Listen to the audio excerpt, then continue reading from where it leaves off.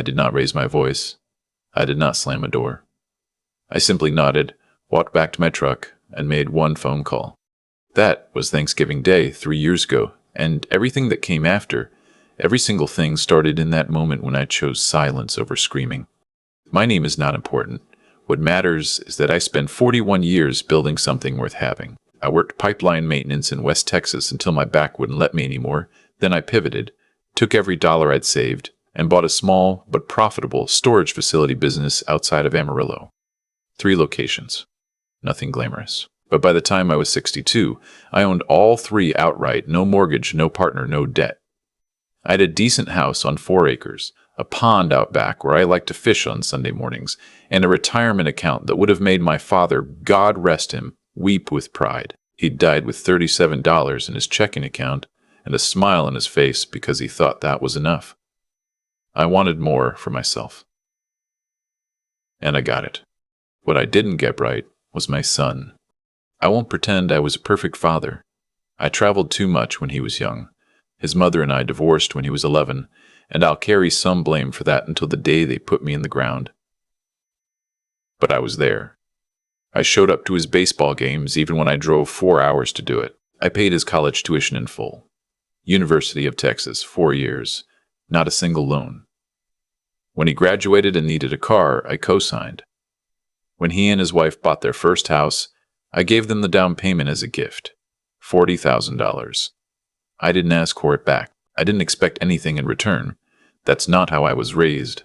You give to your children because that's what you do. His wife. I'll call her what my sister always called her, the architect, because she had a way of designing situations to her advantage. She was polite enough in the beginning. Cool, but polite. She came for money and made sure you knew it. Her parents had a house in Scottsdale and another one in Vail, and she referenced both of them often enough that I started counting. She never directly said I was beneath her. She didn't have to. My son changed after they got married. Slowly at first, the way water erodes rock.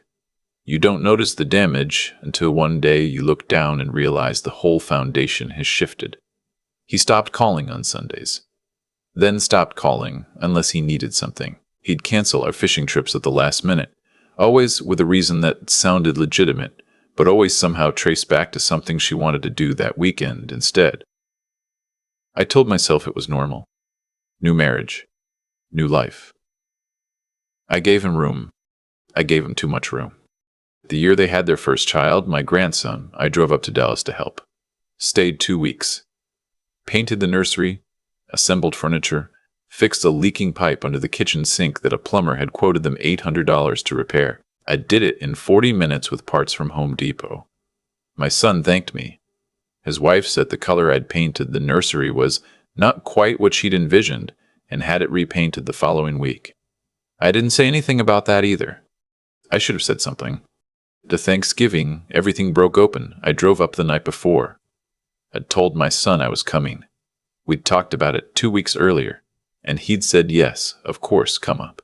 We're doing a big dinner. I stopped at a Central Market on the way and spent $230 on a smoked turkey, 2 pies, a bottle of his favorite bourbon, and a wooden toy set for my grandson that I'd seen him eyeing at a craft fair the month before. I was in a good mood. I remember singing along to the radio, George Strait, The Chair. I remember that specifically. I pulled into their driveway at 4:30 in the afternoon. My son came out before I even reached the porch. That should have told me something. He usually waited inside, let me ring the bell, did the whole casual greeting thing. But he came out fast, closing the door behind him, hands in his pockets. He said, "Dad, this isn't a good time." I stood there with a smoked turkey in my arms. I said, "What do you mean? We talked about this." He wouldn't quite meet my eyes. He was looking somewhere past my left ear. He said, "She's got her family here. Her parents flew in. There's not really room. It's not a good time." I asked if I could at least come in to see my grandson. He said, "I'll bring him out." I want you to understand what that sentence did to me. I'll bring him out. Like I was a delivery driver, like I was standing at the wrong entrance. I had put $40,000 toward the down payment of the house I was standing in front of. and my son was telling me he would bring my grandson out to see me on the porch. I looked past him. Through the narrow gap where the door hadn't fully latched, I could see his mother-in-law, a woman I had met exactly 4 times, laughing at something in the kitchen. I could hear glasses clinking, music playing, the warm sounds of a family holiday happening without me on the other side of a door that had my son's name on the mortgage because of money I gave him. He came back out with my grandson. The little boy was confused, kept looking back at the door asking, "Where's Mimi?" His name for the inside warmth, I suppose. My son held him on the hip and we stood there on the porch for maybe 5 minutes. I handed my grandson the wooden toy. He immediately wanted to go back inside. I handed my son the turkey and the pies. He took them. He didn't take the bourbon. He said, "You keep that, Dad." I looked at my son for a long moment. He still wasn't meeting my eyes. He looked ashamed, or maybe just uncomfortable. I've thought about the difference a lot since then, and I still don't know which one it was. Maybe both. Maybe neither. I said, "Okay, just that, okay." I walked back to my truck. I set the bourbon on the passenger seat. I sat there for a minute with the engine off, looking at the house. Then I took out my phone and called my attorney. His name is a man I've known for 22 years. We went to church together before his wife's job took them to Fort Worth. I told him what I needed. He listened without interrupting. When I was done, he said, "You want to do this now, over the phone, or you want to wait until after the holiday?" I said, "Now." He said, "All right, I'll start drafting Monday morning." I drove to a Cracker Barrel outside of Denton, ate a turkey dinner by myself at a table near the window, and watched families come and go for about an hour. It wasn't as sad as it sounds. I was beyond sad by then. I'd crossed over into something quieter and colder, the kind of feeling that doesn't hurt anymore because it's made a decision. I tipped my waitress $30 on a $19 meal and drove home. What my son did not know, what his wife certainly did not know, was the full picture of what I owned. The 3 storage facilities were structured under an LLC that I had set up in 2009. My son knew about the business in the way that children know things about their parents' work, vaguely, without detail, without curiosity. He knew I owned some storage units.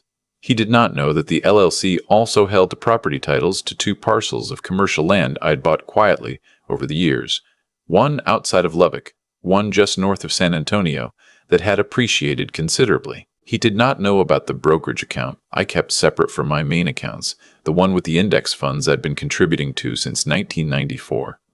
He did not know about the life insurance policy with a cash value that had grown into something significant over 3 decades. He knew about my checking account and my obvious assets. He saw the house, the truck, the pond. He thought he understood my situation. He understood maybe 40% of it. The will I'd had in place for 12 years left him everything. The house, the business, the land, all of it. I'd updated it when my grandson was born to include a trust for the boy's education. It was a generous document, the kind a father writes when he still believes his son deserves generosity.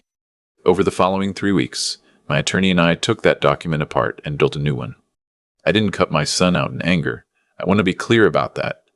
Anger would have been easier, actually. Anger burns hot and then cools, and sometimes people do things in anger they later regret. This wasn't anger. This was clarity. This was me looking at the record of the last several years with the same cold honesty I'd apply to any business decision, and concluding that I had been a poor investor of my trust. The new will left the house and the pond to my younger sister, who had always loved that property and who had, notably, called me on Thanksgiving morning to wish me well. It left the storage facility business to a manager I'd employed for 11 years, a man who had built his life around keeping those locations running and who had a family of his own to provide for. It established a direct educational trust for my grandson, ironclad, controlled by a trustee independent of both parents, accessible only for tuition, books, and housing during full-time enrollment in an accredited institution. My grandson would never want for an education regardless of what his parents did or didn't do. That mattered to me more than anything. The commercial land parcels and the brokerage account I directed to 3 charities. a veterans organization, a children's hospital in Fort Worth where I'd once spent 3 frightening nights with my son when he was 7 and had emergency surgery, and a local food bank that had quietly operated in my county for decades without enough support. My son received, in the updated document, a single item: the bottle of bourbon he had handed back to me on his porch. I arranged to have it delivered to him by courier with a note. The note said simply, "You gave this back to me. I'm returning the gesture. Take care of yourself and take care of that boy. Dad." I mailed copies of the updated will to my attorney into a safety deposit box at a bank in Amarillo. I told no one else. I didn't post about it. I didn't call relatives to inform them of the drama. I didn't want drama. I wanted clarity, and I had it. I didn't hear from my son for 6 months. When he finally called, it was a Sunday morning in late spring. I was at the pond. The bass were running, and I'd already caught and released 3 decent ones before 8 o'clock. I almost didn't answer. I looked at his name on the screen for a few seconds. Then I picked up. He asked if we could talk. I said, "We're talking." There was a long pause. Then he said, "I know what I did on Thanksgiving was wrong."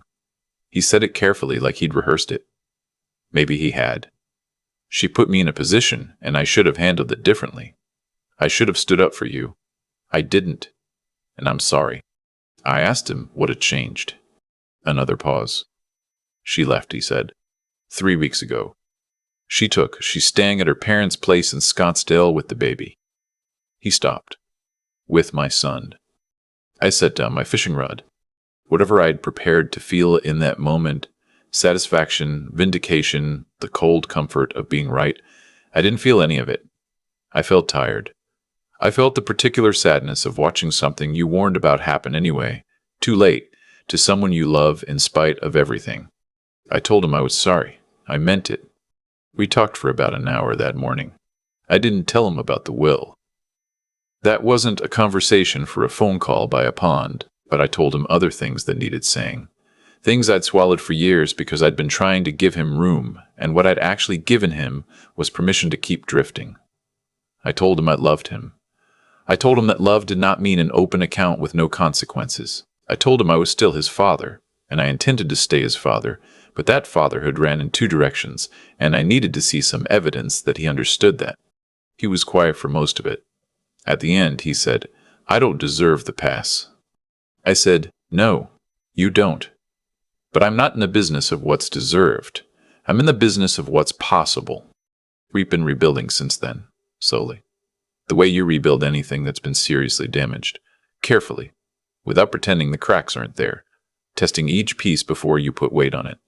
He moved back to Amarillo, closer to me, found a decent position with an engineering firm. He's in the middle of a custody arrangement that's been brutal on him. But he shows up for every visitation, drives to Scottsdale when he has to, doesn't complain about it in front of my grandson. I watch him with that little boy now, and I see something I wasn't sure I'd ever see. My son choosing to be present.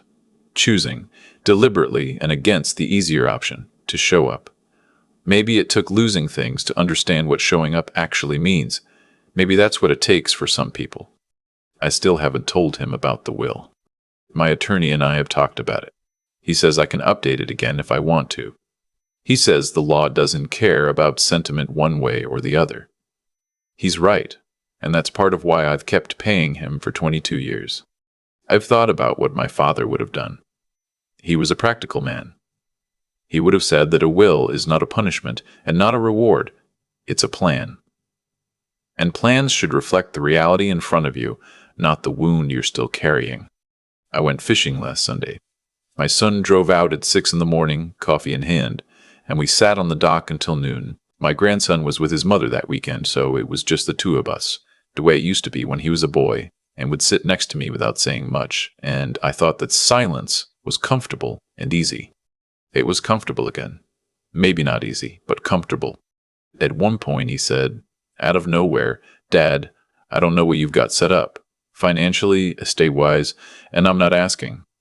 But I want you to know I don't expect anything. Whatever you've decided, it's yours to decide." I looked at him for a moment. I said, "I know." Then I cast my line back out over the water and we didn't say anything else for a while. And the morning was quiet and cool, and the bays weren't biting anymore, but neither of us was in any particular hurry to leave. Some things you lose and never get back. Some things you lose, and what grows in their place. After the grief, after the anger, after the long, cold silence, is something sturdier. Something that knows what it cost. That bourbon is still on my mantle. I never opened it. I keep it there not as a reminder of the worst day, but as a marker of the day I finally stopped accepting less than I was worth. Not from a business. Not from a stranger. Not from my own son. That bottle of bourbon sitting on my mantle. I walk past it every morning on my way to the kitchen, and I don't think about the hurt anymore. I think about the moment I chose not to beg. There's something in that choice that I didn't fully understand when I made it. I thought I was protecting my pride. I've since come to believe I was protecting something more important. The truth of what I'd built and what I deserved in return for building it. What happened to my son wasn't punishment handed down by some outside force. It was consequence. Quiet, patient, and entirely proportional. He had spent years choosing ease over character. He let someone else's comfort override his own decency, not once in a dramatic moment, but gradually in 100 small surrenders. And each one of those surrenders cost him something he didn't notice losing until it was gone. That's how it usually works.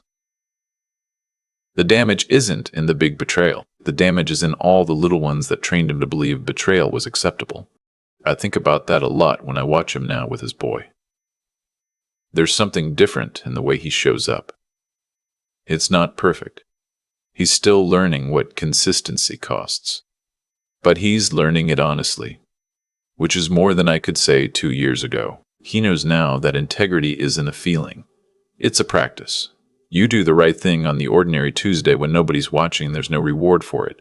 You do it because it's who you are, or because you're trying to become who you are. Either one counts. I raised him with resources I didn't have at his age. I thought I was giving him a foundation. What I actually gave him, without meaning to, was permission to skip the part where you build character through difficulty.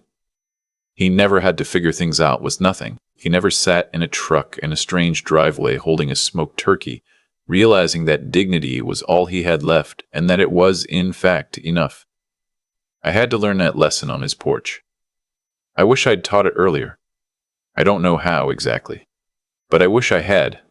What got me through the hard part wasn't stubbornness, it was clarity. I knew what I'd done with my life. I knew the value of what I'd built, not just the dollar figure, but the 40 years of decisions behind it. The early mornings, the back that gave out, the deals I walked away from because they weren't right. That knowledge doesn't make grief smaller, but it makes you harder to break. When you know your own ledger, nobody else's opinion of you becomes your operating reality. My son is learning his own ledger now, slowly, at some cost, but learning it, the bourbon stays on the mantle, not as a wound, as a marker, the day I stopped accepting less than I was worth from anyone. That's a day worth remembering.